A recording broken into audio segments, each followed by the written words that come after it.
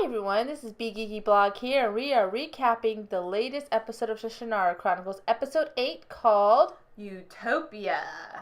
Bgeekyblog.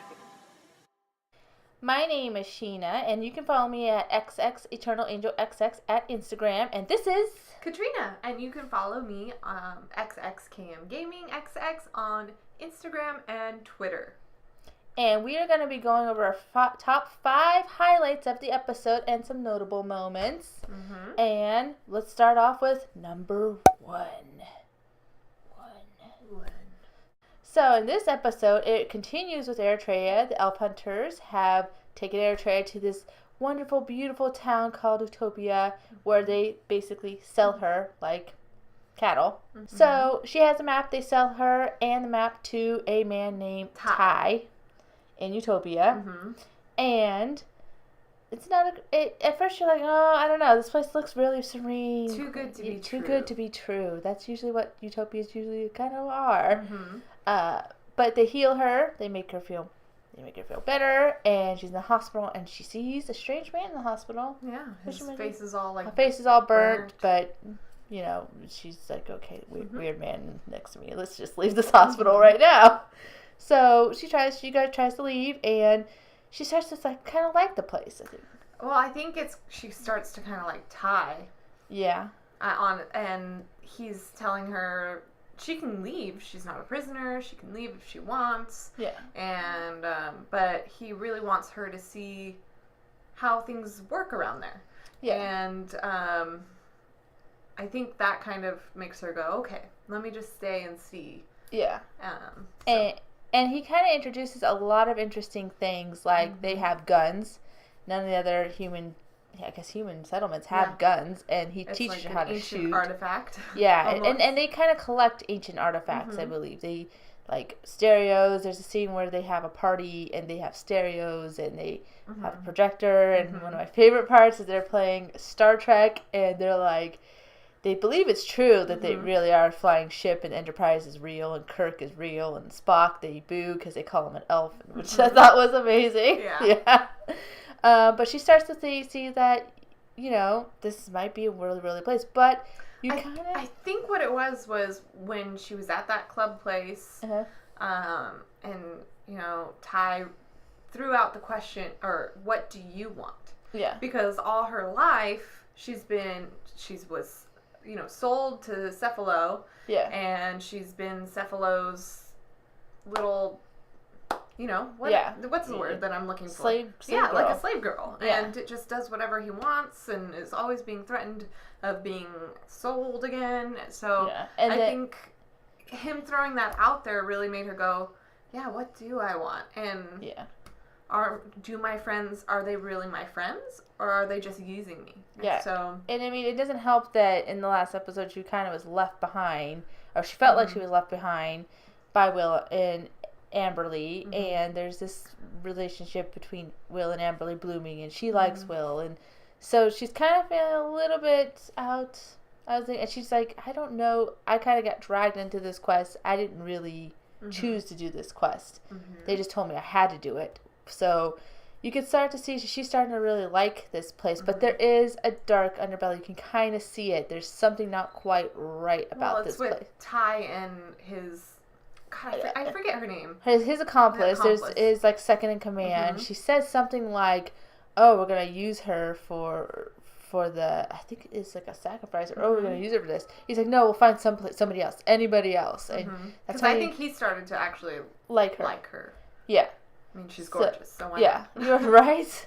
But, yes. He was thinking with his other little man. Yes, we know that part to be true. Anyways, but this leads us to our number 2 moment, which is Will and Amberly. Will and Amberly get separated from Eritrea, and Amberly is she wants to get Eritrea back. She had that bonding moment with Eritrea, and she feels like kind of her sister in arms now, and they need her there to be the safehold. That's what they saw in the visions. She's supposed to be there with them. Along the way, they meet Cephalo. He's been following them. Mm-hmm. Yeah. And he actually knows where Utopia is, and he guides them there. Yeah. And he knows something about it. He's like, there's something not quite right about this place. Like, and Cephalo's instincts have been pretty spot on lately. He knew about PyCon. He knew the guy was not right. He knew. So even though he's kind of a creep sometimes, Cephalo does have good instincts. Oh, yeah, definitely. Yeah. And I think so. But he also always has an ulterior motive. He does. And you never know, is he gonna screw us over this time? Or is he actually gonna help us? So Amberly's like, you screw us over this time, I'm gonna kill you myself. I was like, yeah, Amberly, that's awesome. But and he has this hard on for those elf stones. I don't know if I should be saying that word, but he does. He just likes those elf stones. Well, they're powerful. They're powerful, but he can't use them. So I don't know why he has this fixation on them. He could get a good price for them, probably. I mean, he's a rover. Yeah. So he's very fixated on these elf stones of Will's. He is. And he always wants Will to use them. Use your elf stones. Use your elf stones. Because I think he just wants to see the power, or I don't know. Yeah. So he's kind of like, that's one of his ulterior motives to help them, is he wants those elf stones. And there's, I think, a scene where he's leading them, and Will purposely jingles his bag, and he's like, puts it in his shirt, and he lets Cephalo see it. And then when they get to the Utopia, Cephalo's like, yeah, bye, peace out, I'm gone. See, have fun with this Utopia. I'm gone now. And then Amberly's like, your pouch, it's gone. He's like, yeah, I know, Cephalo stole it. What's happened there? Super nonchalant, just okay, whatever. But so they end up getting to Utopia, and they're looking for Eritrea, and that night, I guess they throw some sort of festival there or something. Like a party. Yeah. And it was... They were using, like, ancient technology, modern technology to us, ancient technology to them, just to, like, show, like, how ingenious human beings used to be and how they can be that way again. And I think Ty was kind of trying to show off for Eritrea a little bit. Yeah. A little bit. But he also wanted to keep his, bolster his people's, we can do it. We were human. This is what we used to be. And so, but at this party, you could tell there's a definite hatred towards elves there. There's a lot of hatred. You're starting to see more and more how much hatred there is towards elves in this. And it's definitely going to come into play later, I believe. I think so, too. Oh, yeah, big time. Especially if you get the human figures. Well, because just moving forward, they go, they're like, Eritrea, we need, we're here to rescue you. We're here to get you out of here. And she's like now going, maybe I don't want to go because you guys are just using me. You never ask me what I want and blah, blah, blah. So, but, and then as she says that, she like walks away, and then they end up getting caught. Yeah. And then... Yeah. And I think earlier, Amberly heard one of the girls talking about how they were going to use Eritrea as a sacrifice for the trolls, because that was the biggest question. They're in troll country. How in the world has this Utopia not been attacked by trolls yet? Yeah. And I guess there's a very tentative piece because they basically feed people, sacrifice people to the trolls to keep them at bay, and they were going to use Eritrea, and now because the two elves got caught, they're going to use Amberly and Will. And Cephalo, because Cephalo also... Yeah, they catch Cephalo, too. Yeah, he tries to get away, but that did... Yeah. He actually stumbles across Zora's dead body, doesn't he? He does. So they killed the elf hunters that sold Eritrea, and then they took these 3 people hostage. So that's the dark side to it, is that they may seem so nice and peaceful and calm and serene, and yet there is this really dark side too, which Eritrea didn't want to believe, but Amberly was trying to tell her, look, there's a dark side to this city. We really need to leave. And so they go to save her, and they get captured, and Eritrea starts to see, I guess she runs into Ty, and she figures out, he tells her what's going on. And this is after, again, she steals the map. It's important. She has to have the map, and she steals the map back. Well, and he catches her. He's like, oh, I thought you were going to stay at the club, and then he kisses, and they kiss, and she like knocks him down or something. And then, Yeah, but the important thing is she has the map, and she goes into freeze Amberly, Will, and Cephalo. And then they have this encounter. They start fighting the other humans because the trolls are coming. And she saves them with the gun. She saves him with the gun that she took from... Yeah. From... Like a troll comes out and is about to kill Will. Yeah. And she shoots it. Yeah. It's pretty cool. Yeah.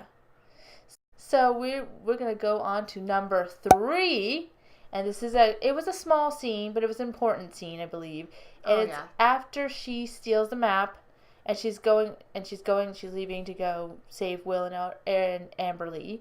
She stumbles across a man that she met in the hospital. His face is half burned, and he went out into the wilder run, but he was not completely sane. And I'm not sure if he was in a trance, if someone was speaking to him, but somehow he knew her name, he knew her mission, and he told her, you have to be there with them because... You are the vessel, and your blood is the key. Yes. Something like that. Person. Yeah. She's not just a figure, not supposed to just be there. She actually may have an important role in this story. Yeah. And number 4, is with Al-Anon and Bandon. Bandon is really, really powerful. He's starting to come into his power, and basically Al-Anon is another short scene, but I think it's a really important scene. Al-Anon tells him, you're the next druid. Even if you don't want to do it or not, you're going to be the next druid because you're too powerful, and the Dag Damor is going to come. He's going to come for you. He wants your soul. He wants your soul. He wants to take control of you. We cannot let that happen. You have to learn to control it, or else defend yourself. Defend yourself, yeah, because that darkness is going to take over. And look what you did to my arm. He shows him where he grabbed his arm in the previous episode. Yeah. And it's gnarly mark on his arm, and so Bandon, I think, realizes he has to man up. He has to take on this role of a druid, even if he doesn't want it. He has to do it because fate of the world might actually rest on it. Yeah, absolutely. Yeah, definitely. Yeah. I think his character is going to play out throughout the series. Yeah. And so that's why, even though it's a small scene, it's one of our highlights because I think it's an important scene. Just like the scene with the wheelchair, the guy in the wheelchair is an important scene. And this next highlight, number 5, is also a small scene. But it's extremely important for the development of the story and a character. And that character is Ander.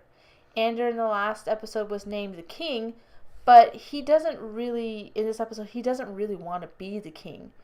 And he's like drinking. He's drinking, getting drunk, and he's like. But Al-Anon comes in and he's like, "Do you want to be known for this? Do you want to be known as the drunken king who gave up your role just because?" Yeah. You're like, he's like, that's foolish. So yeah, I think he really made Anders see how important he is. He is so important. Yeah, and that he needs to follow in his father's footsteps, and he needs to hold up their legacy because his father's dead, his brother's dead, and if he doesn't do something to fight this evil, then their deaths meant nothing. Yes. They died for nothing. And so at the end of the episode, he is crowned king, and he makes this very, very poignant speech where he's like, I'm going to fight with you to the very end as your king. We're going to save the Four Lands. And I think he went from being this drunk character who didn't really want to take on this role and to fully accepting what he had to do. And I think that is a very, very important step for his character and for the storyline, because they need a strong king right now in Arborlawn. They need somebody to take charge, because I don't think the other races are going to fully be believing that this is all going down. And so they need somebody to say, no, this is really going down. We need to stick together and fight together, or else we're all going to die. Absolutely. Yeah. So those are our top 5 highlights, but there are some notable moments I want to mention. The first notable moment in this, and I thought it was actually kind of sad, is the death of Cephalo. I mean, he was kind of he's kind of a creeper. He did some bad things where you're like, oh, I don't really like this guy. But there were times where you're like, but he does some good stuff too. And I think his death, he redeemed himself. Oh yeah, definitely. Yeah, because notable moment number 2, I believe, is the fact that Eritrea shot the trolls, and one of the trolls, and it broke the truce for Utopia. So Utopia is effed. Is effed, yeah. And there's a lot of women and children, they don't deserve to die the way they're going to die with the trolls. So it's kind of it's a really sad scene. I don't know if this is going to come back to haunt Eritrea, or if this is going to get out, like what they did, that Utopia fell. But it's still, I think, a very notable moment to consider. So that's it for our recap. That's our 5 highlights and our notable moments. Yeah. Please follow us at Bgeekyblog.com. And thanks for watching. And catch Shannara Chronicles on Tuesdays at 10. Yep. On MTV. Yeah. All right, guys. Thanks for watching. Bye. Bye.